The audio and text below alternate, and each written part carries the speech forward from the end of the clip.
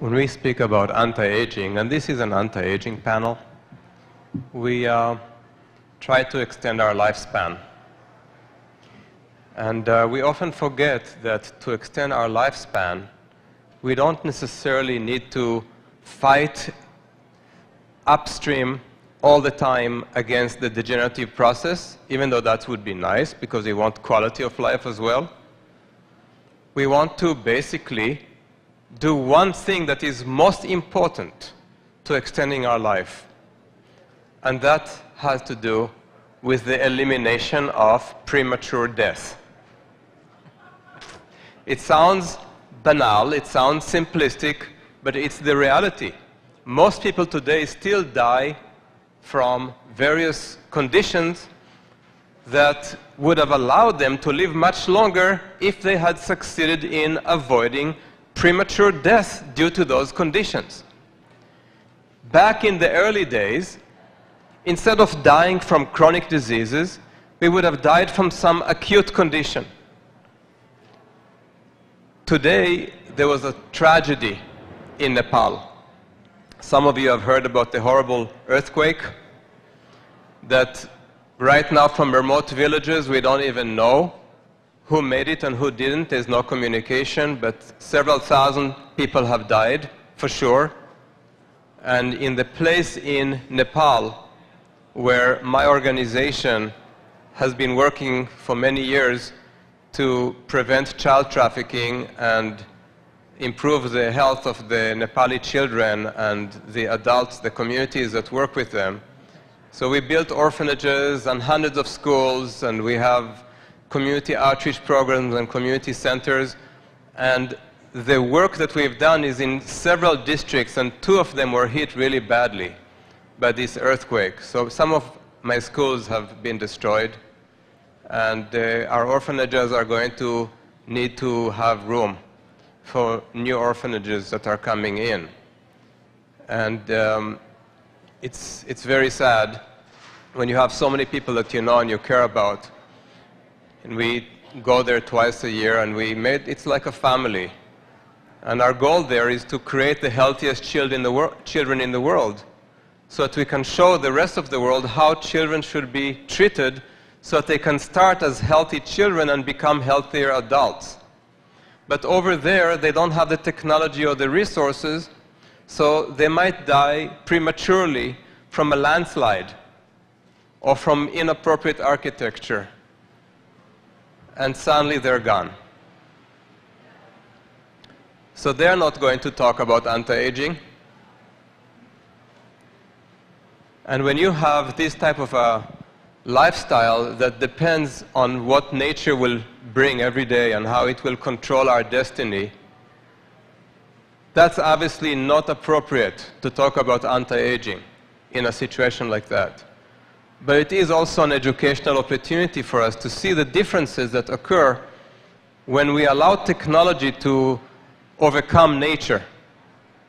And we end up suddenly sick with chronic diseases that make our children the worst off children in the world, where 1 out of 3 American children is on a medical drug, and almost every child in the United States is diagnosed as having one disease or another that are chronic. And out of my 16,000 Nepali children, not even one has autism or ADD or ADHD. Not even one of them will have childhood cancer or autoimmune disease or asthma. Then we have to learn from that primitive lifestyle while also using technology to prevent suffering.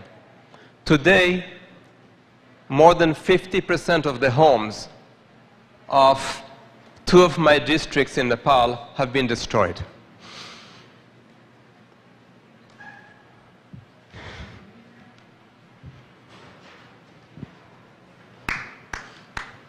I want you to pay attention to this page and take it seriously.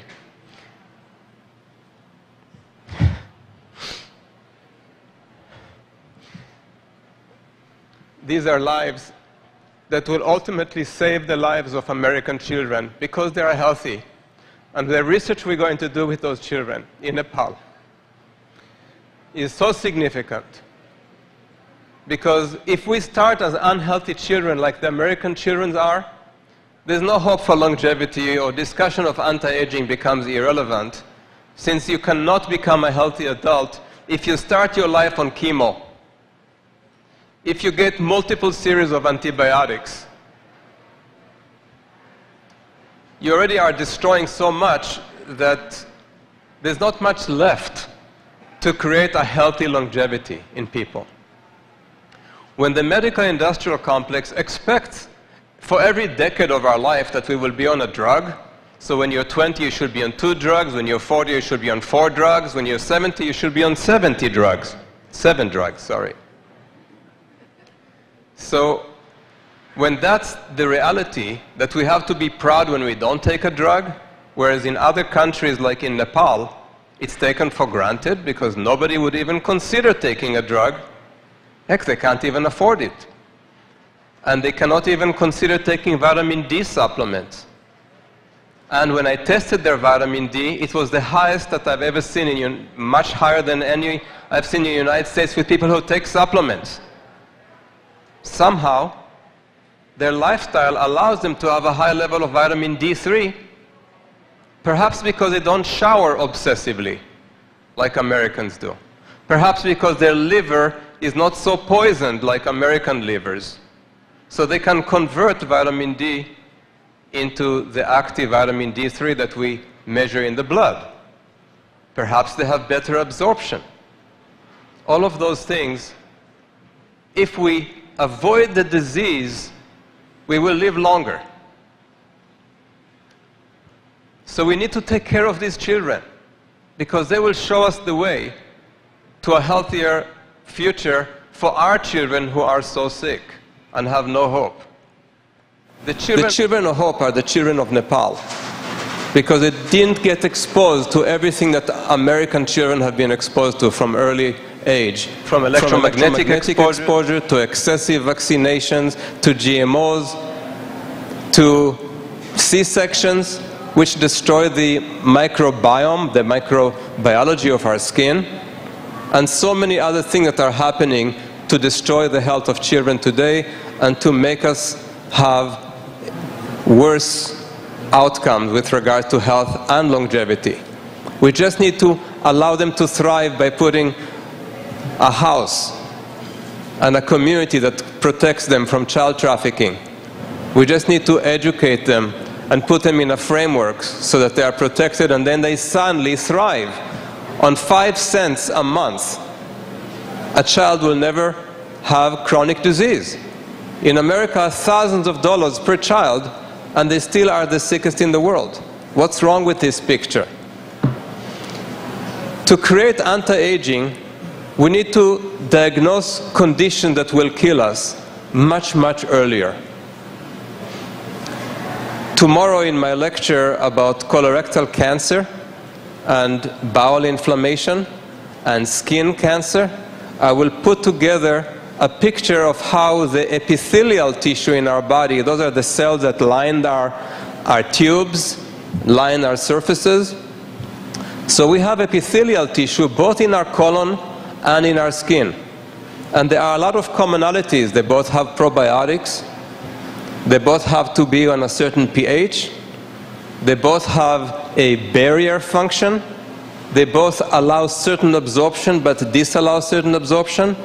And they both develop either protrusions, like moles or skin tags, or polyps, in the case of the gut. They have some commonalities with what types of cancer are more virulent. We need to talk about cancer if we talk about longevity, because so many people develop cancer and die prematurely.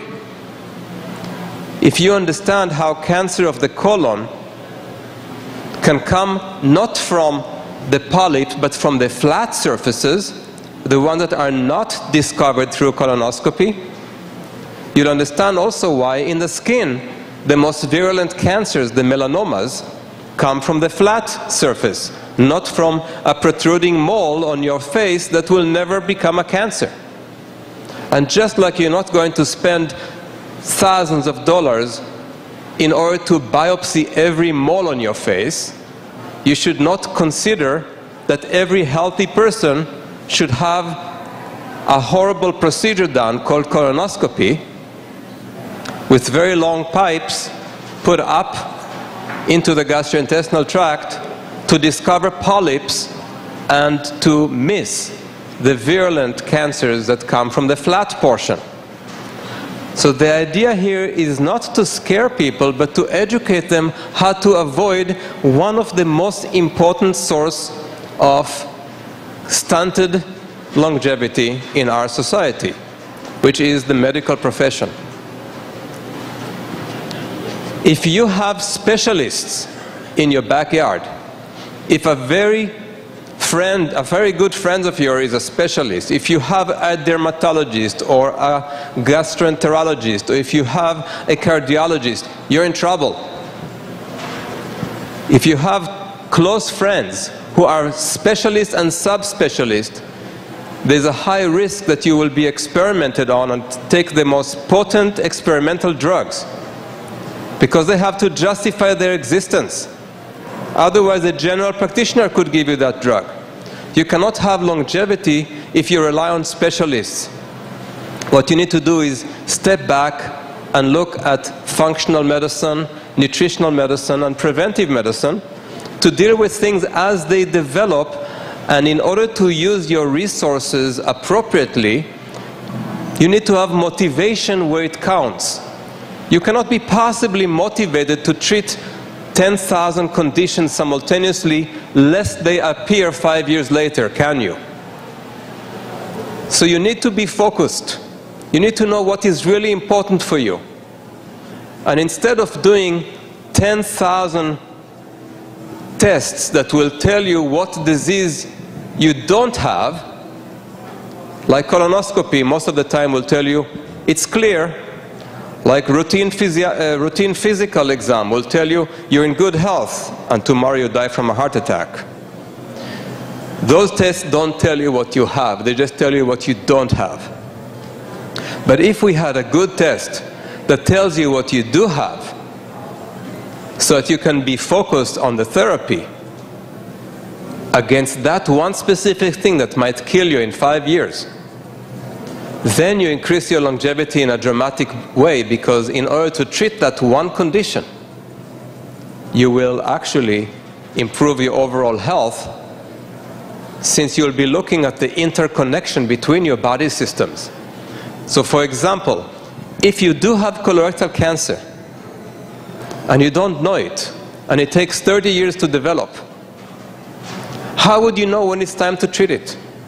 How do you know if you have the condition when you're 20 years old, and it will only be diagnosed 30 years later when you do your colonoscopy for the first time at age 50? How would you know? You need a different test for that. And we need that across the board in medicine. We need tests that will tell us, now you have this in the earliest phase, it's extremely easy to reverse. That's not for fear, it's for hope. Because with colorectal cancer, there is such a test. It's called the M2PK test. I will talk about it tomorrow. M2PK test is a stool test. Everybody has to poop anyway, so it's not going to be difficult or dramatic a test. You don't have to go to a clinic. You can poop in the comfort of your own toilet. And that poop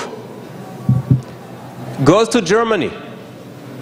And in a lab there, they do the test that's already approved by mainstream Europe as the best screening test for colorectal cancer.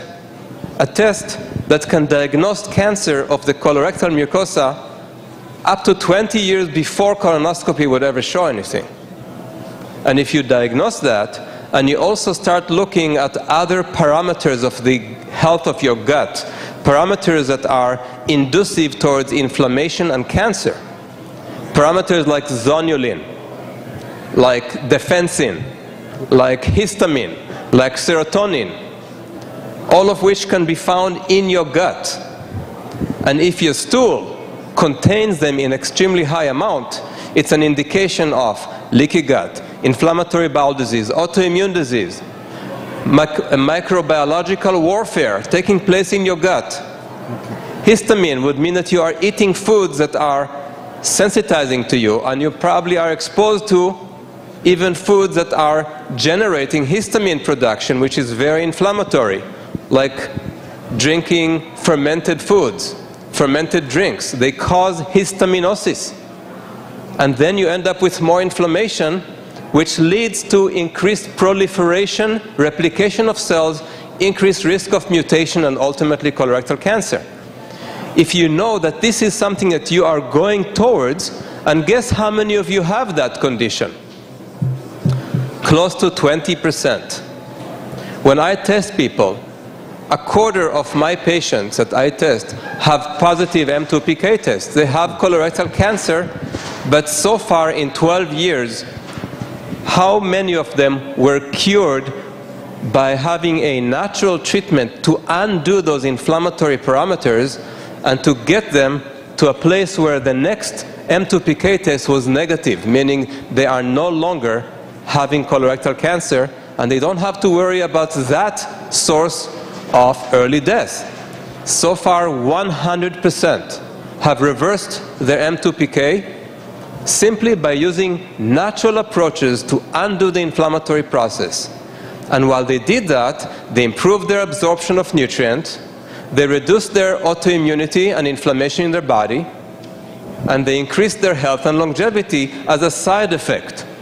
That is why we need to find out what is truly happening in our body early on. Ultimately, that is what will get us motivated to make changes in our lifestyle so that we can improve our health and longevity in the most meaningful, proven way through laboratory tests, scientific studies of your skin, of your gut, and of your other tissues, such that you can take control of your health and improve it into the future. Thank you.